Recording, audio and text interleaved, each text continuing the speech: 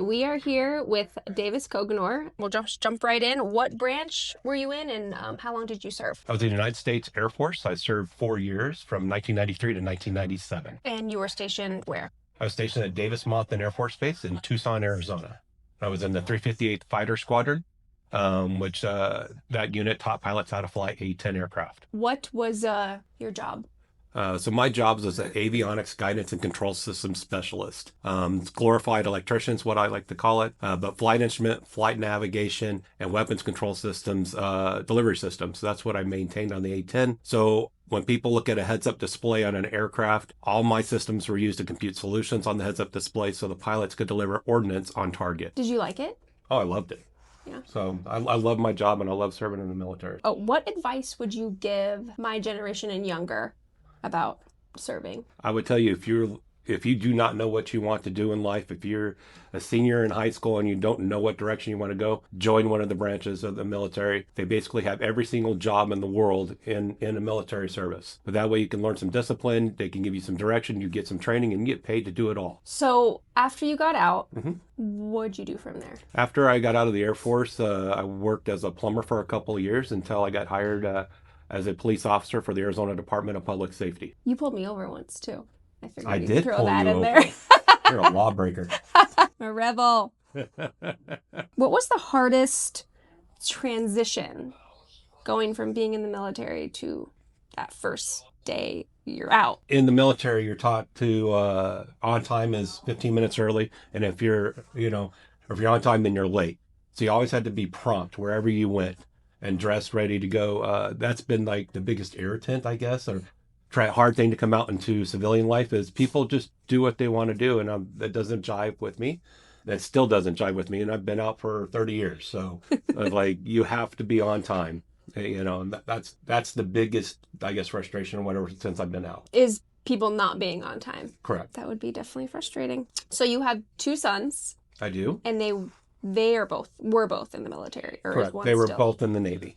Both in the Navy. Okay. You also had your first grandbaby Yes. on my birthday, actually. Huh? And what's her name? Her name is Kennedy Ray. Kennedy Ray. Oh, that's so exciting. And you've gotten to see her more? Have you gotten to see her more I've this got to week? see her a couple times, so Oh, yes. okay, good. What's one experience from your time serving that you're never going to forget? Actually, I don't necessarily have an experience. What I do remember was the tightness, the camaraderie we had as a unit in the Air Force. It was the tightest group of people I ever worked with in my entire life.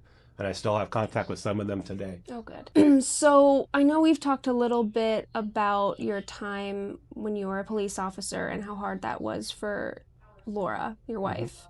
What about when you were in the military? Which one was harder? Being a police officer was way harder. Yeah. So it was a lot more stressful. In the Air Force, being stationed here stateside, there basically wasn't any threat they had to worry about. Whereas a police officer, I've been in lots of situations for like pursuits. I've had a hand grenade pulled on me. I've been shot at. I've been hurt seriously in car wrecks. So that was much harder on my wife and also on me because she lives in the world of the unknowing, where I know everything that's like going on, and she just has to wait for a phone call or somebody show up at the door. That would be really scary. That would be really hard. Wow. So tell us where you're at today in life. I am basically retired.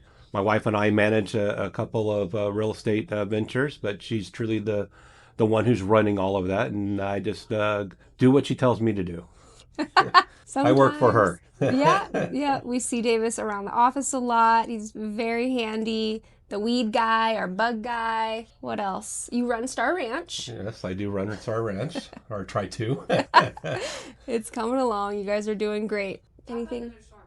Oh, Desert Storm, yeah. So I believe it was 1994. My wife was attending night school, and I got a phone call at night telling me to go to work. You get recalled, that's what they call it in the military. I was watching the news, and Saddam Hussein was doing stuff around the border. And so I just asked, hey, are we going to Saudi Arabia? And they said, just come to work, pack your bag. So I grabbed my stuff, went to the base, went in, and I was in a training unit, but our sister squadron was an active unit. And when we got our briefing, our intel brief, they said, if you have not been to the sandbox, then you have a green light to go. Sandbox meaning?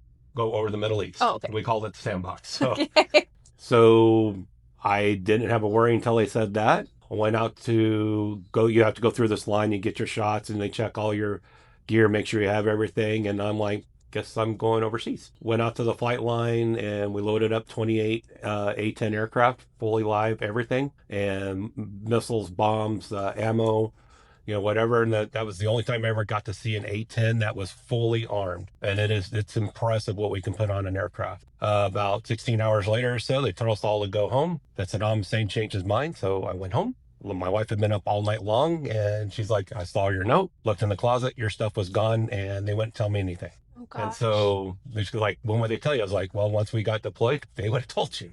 Or if I had come home, you would have known. But they don't allow people really to know what's going on because it's all part of security. So, What's something you think people misunderstand about serving? what I think they misunderstand is that you're basically owned by the government. So whatever you do, whatever you want to go do or anything, it's all controlled by the government. So if you're at work, you just can't leave work, to go out and hang out with friends. There is no sick days. There's no, you get some leave days. I think it's 30 days a year. But if you're not feeling well, you still go to base and you'll go to sick hall. Or, you just can't just stay home because you have the sniffles. Sick hall, what's that? Is that like a quarantine area? It's like urgent care. Oh, okay. And so, like, if you're unable to go to work, you have to show up there. Wow. And then a doctor will determine whether or not you're healthy enough to work. So, by the needs of the military will dictate if you're working or not. Yeah. But they just, they can send you home if you're truly sick and you'll have a doctor's note. But they'll tell you when you have to come back to work, too. Did you do anything else in the military besides your given job? I did. I was volunteered for the base honor guard at Davis Monthan, where I served on a team for 18 months. Honor guard does stuff like funerals and weddings and parades, change of command ceremonies, retirements, stuff like that. So that was a really rewarding experience and a way to get off the flight line, for a day or two a week. And it was a great honor to serve those families and stuff for their service. Well, you definitely have a servant's heart, I would say. Thank you. Military, police officer, all the stuff you do around here. He's always our bartender at Star Ranch when we have parties there. You can always find Davis behind the bar. Okay. All right. Well, we appreciate your time. Thank you for your service, and thanks for being here. Thank you for having me. Oh, and thank you to your wife for putting up Of with all course. of this craziness. Unknown. She's wonderful. That's it, Sierra.